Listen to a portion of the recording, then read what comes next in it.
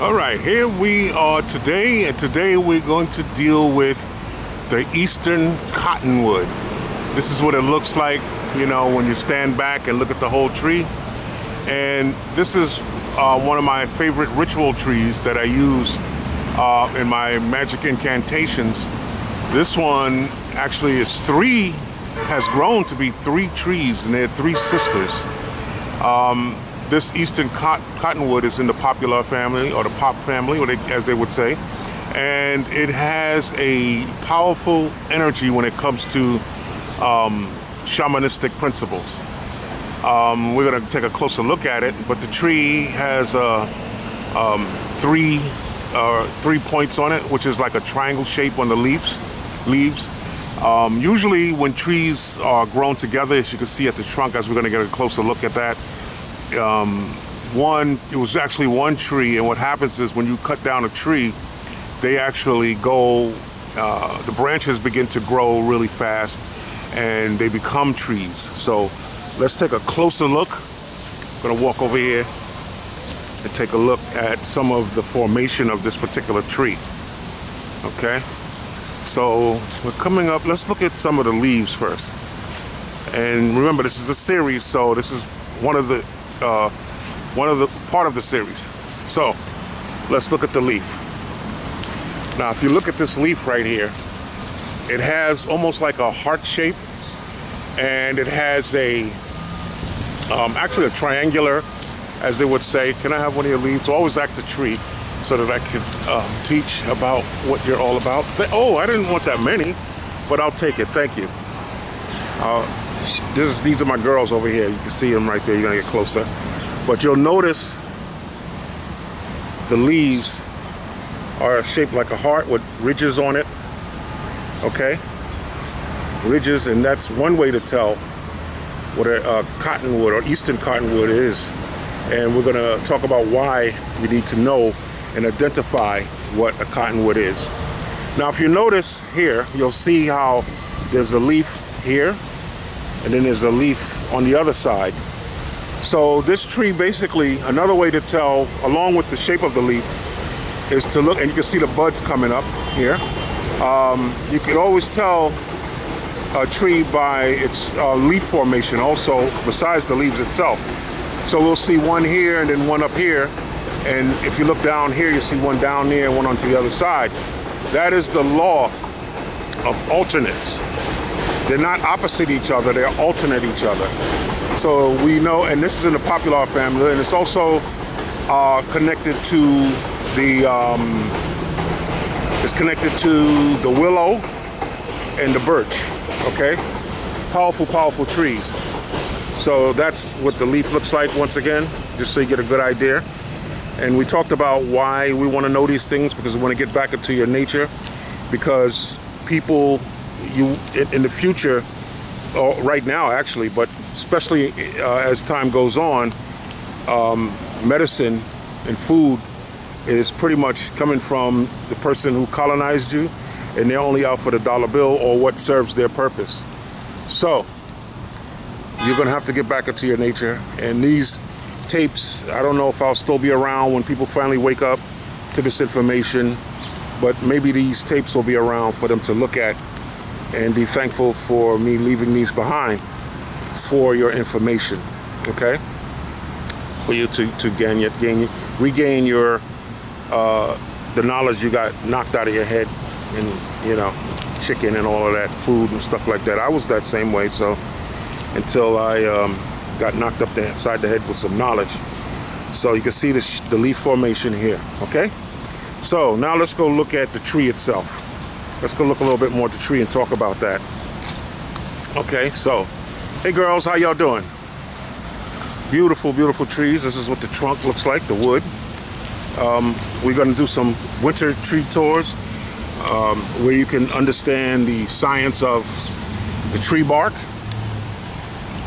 And the tree bark is very significant in the winter, so that you will know how and where to get your different trees, science of trees from. Okay? So if you look at this bark, it has like these deep cut ridges in it. And this tree is about 30 years old, maybe older.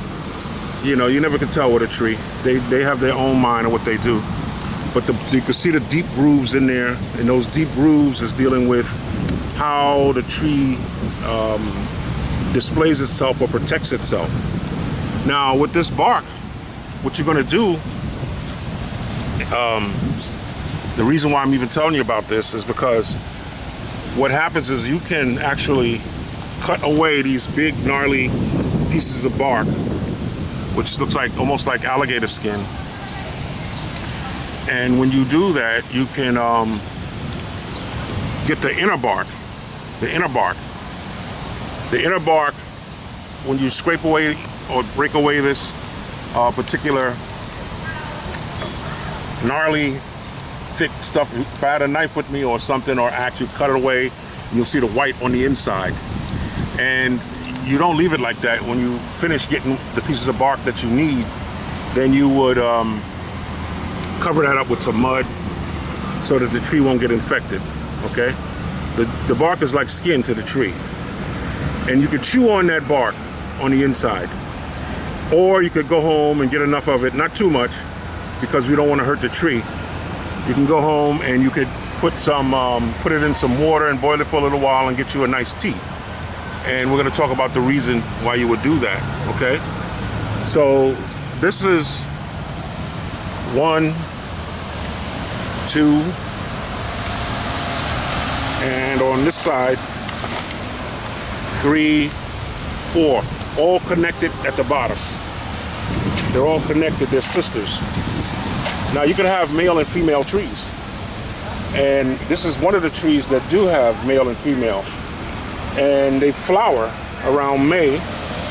And when they flower, then you really know what's the difference between the male and female tree. And the difference is when they flower, they grow catkins. And those catkins, the red catkins, mean that it's a male tree. Okay? And the yellow catkins means that it's a female tree. All right? So when we see these eastern cottonwoods, and there are different varieties of cottonwood, it is also known by the Nalapi, who used to make canoes and use the wood to make hatchets and make handles for the hatchets, bows and arrows, and so forth. They call it the Kanyahu, the Nalapi Indians. The eastern cottonwood is actually in the what's called the Populus deltoid family, based upon the shape of the leaf. And it's a Siluricaceous. Siluricaceous, when you ingest the wood or the catkins or the leaves, it produces silicaceous acid, and that produces aspirin. Okay, so when you ingest it, it becomes like aspirin and a pain relief for fever. Okay, so you could make a tea out of it, you could chew on the bark, the leaves, the pods, all of that is a pain reliever. It produces a male and female, like I said. It grows about 60 feet tall, about 60 feet. Some probably larger, that's known to man, 60 feet. Okay, and in the fall, the leaves are like a bright yellow, beautiful. It blooms in April, is pollinated by the wind. And by the way, when the wind blows, it makes the loudest, beautiful sound. Each tree has its own sound. And the fruit ripens, the seeds. The seeds are normally a part of it with the fruit, which is any tree that flowers is called an angiosperm, which we'll talk about later on. So the seeds ripen in May and June. All right. So the European, when he came and colonized the land over here and killed all the natives or whatever they did, they built houses and barns out of these, and some of the shacks that the slaves, so-called slaves, lived in. And today, a lot of companies make massage oils and essential oils, and that also relieves pain in the joints, in parts of the body, muscles. Okay, and the tree was actually also eaten by humans and also by horses. And keep in mind, the tree is an alternate. The branches are alternate. The leaves are alternate. Wonderful, wonderful, powerful tree here. And right next to this tree is my shaman rock. Turn around and you'll see this is the rock that I sit on right here. Okay, it's a huge rock. It might not look that big on tape, but that's where you sit. Usually when you see rocks in front of trees, that's where shamans do their work. Okay? And so for this particular talk, for right now, this is your eastern cottonwood, known by the Nalapi Indians or natives as the Kanyahu. Kanyahu. Okay?